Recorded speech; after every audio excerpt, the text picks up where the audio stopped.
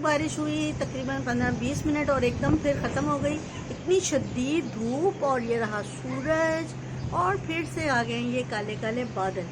और इस बार जो बादल आए हैं लग रहा है कि ये कमाल करने वाले हैं।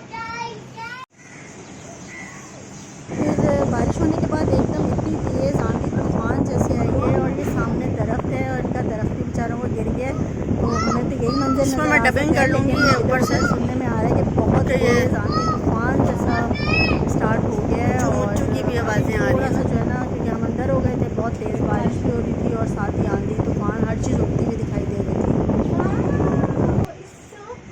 वो देखो सामने शहर है ना, वो देखो कैसे सही फैमिली इसका तो पता ही चल जाता है।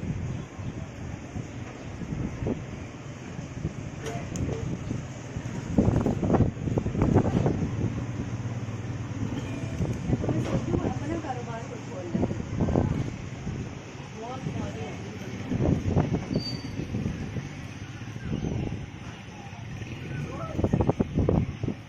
जनाब सूरज में बारिश, सूरज भी है और बारिश भी।